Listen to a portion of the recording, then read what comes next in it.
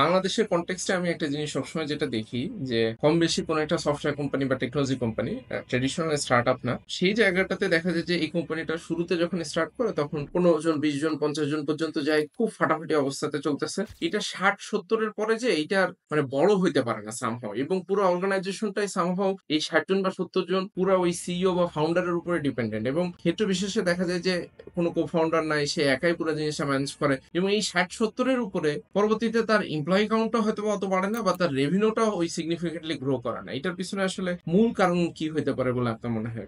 এটা দুইটা জিনিস আছে। একটা হচ্ছে বাই চয়েস, আমি এর থেকে বড় করতে চাই না, I want to keep it manageable, আমি এক্সটার্নাল ফাইন্যান্সিং নিতে চাই না। আর দ্বিতীয় কারণটা হচ্ছে আমাদের এখানে ওই ইকোসিস্টেমটা নাই, যে আমি একটা সার্ভিসেস কোম্পানি, বড় একটা সার্ভিসেস কোম্পানি করব, এটার জন্য আমার পুঁজি দরকার, আমার রিকোয়ার্ড ম্যান পাওয়ার দরকার। সবচেয়ে বড় জিনিস হলো মার্কেট ক্যাপচার করার জন্য যে marketing force, business development force দরকার, ওইটাও আমাদের নাই। আমরা যদি একটু লক্ষ্য করি, গ্লোবালি সাকসেসফুল যে সমস্ত কোম্পানিগুলা, ওদের মাল্টিপল দেশে তাদের অফিস আছে, তারা ওই সমস্ত জায়গায় তাদের লোকজন আছে কাজকর্ম করার জন্য, নেওয়ার জন্য। আমাদের দেশে কয়টা কোম্পানি আছে যাদের প্রপার অফিসেস আছে বাইরে? তো এই গ্রোথটা তো ন্যাচারালি হয় না। তো তার মানে আসলে মূল সমস্যাটা কি বাংলাদেশি সেলস মার্কেটিং এর জায়গাতে আমাদের একটা সিরিয়াস দুর্বলতা আছে বলে মনে হয়? আমার ওভারঅল বিজনেস ইকোসিস্টেমে আমাদের দুর্বলতা আছে, যে বিজনেস অফ সফটওয়্যার, এটাকে স্কেল আপ করতে গেলে যে টাইপের আয়োজন করা দরকার, আমরা সেই আয়োজনগুলা আইদার করি না কিংবা করতে জানি না।